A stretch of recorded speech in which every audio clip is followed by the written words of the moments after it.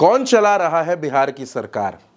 अखबार की इस हेडिंग को जब आप पढ़ते हैं तो यह आर्टिकल वरिष्ठ पत्रकार का लिखा हुआ है, केपी मलिक जी का लिखा हुआ है। सवाल यह उठता है कि जिस मुद्दे को केपी मलिक ने अपने इस आर्टिकल में उठाया है, यह यूं ही नहीं उठाया गया है, इसकी चर्चा चल रही है और इसकी चर्चा बिहार से लेकर दिल्ली तक है। तेजस्वी यादव लगातार इस बात को कहते रहे कि नीतीश कुमार जी अस्वस्थ हैं, नीतीश कुमार जी शारीरिक तौर पर और मानसिक तौर पर अब उतने फिट नहीं हैं। प्रशांत किशोर भी इसी बात को कहते हैं कि नीतीश कुमार अस्वस्थ हैं। अगर इस बात में सच्चाई है तो 73 साल के नीतीश कुमार, उनकी सेहत के बारे में राज्य को जानकारी क्यों नहीं दी जाती? बिहार के लोगों को इस बात को जानने का अधिकार है कि क्या नीतीश कुमार वाकई बीमार हैं। यह सवाल इसलिए भी उठता है कि बीते कुछ वक्त से नीतीश कुमार का सार्वजनिक कार्यक्रमों में कम जाना, उनकी अजीब तरह की बयानबाजियां और कुछ कार्यक्रमों में जिस तरीके की कुछ चीजें देखने को मिली, मैं आपको वही याद दिलाता चलूंगा, दिखाता चलूंगा। आपको याद होगा कि बिहार में पटना में एक कार्यक्रम के दरमियान जब राष्ट्रगान चल रहा था तो नीतीश कुमार किस तरीके से पहले तो स्टेडियम का चक्कर लगाने चले गए और फिर राष्ट्रगान के समय पड़ोस में खड़े अधिकारी के साथ उसका हाथ पकड़ने लगे, बातचीत करने की कोशिश करने लगे। आपको याद होगा कि जब नीतीश कुमार राष्ट्रपिता महात्मा गांधी की पुण्यतिथि के मौके पर एक कार्यक्रम में पहुंचे थे तो वहां गार्ड ऑफ ऑनर के समय वो तालियां बजाने लगे। जब विधानसभा में विधायकों के साथ, मंत्रियों के साथ तस्वीर खिंच रही थी तो तस्वीर खिंचने के बहुत देर बाद तक वो हाथ जोड़े बैठे रहे। ये तमाम बातें, ये तमाम तस्वीरें, ये तमाम वीडियो ये सवाल पूछते हैं कि क्या बिहार के मुख्यमंत्री नीतीश कुमार पूरी तरीके से स्वस्थ हैं?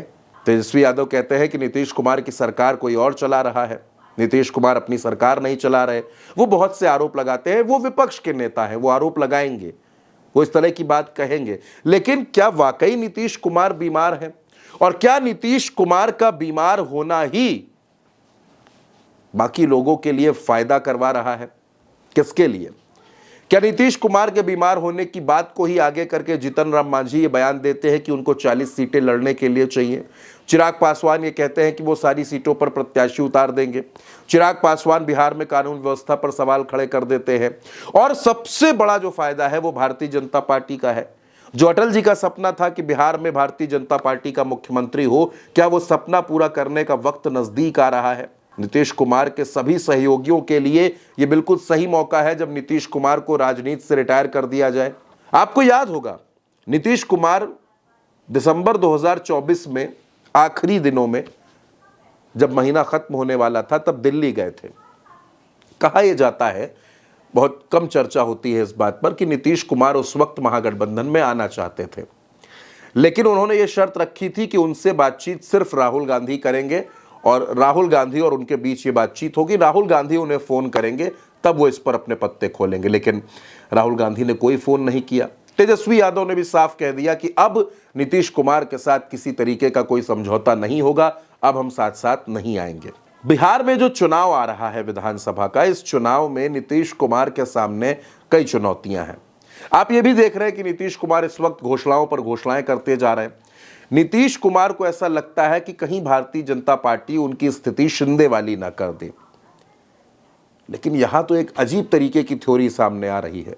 दोस्तों, अगर नीतीश कुमार बीमार हैं, और कहा तो यह भी जा रहा है कि इस बार के चुनाव में उनकी रैलियां, पहले वो जितनी रैलियां करते थे उससे कम रैलियां इस बार नीतीश कुमार की होंगी। मोर्चा यहां पर प्रधानमंत्री नरेंद्र मोदी और अमित शाह संभालेंगे।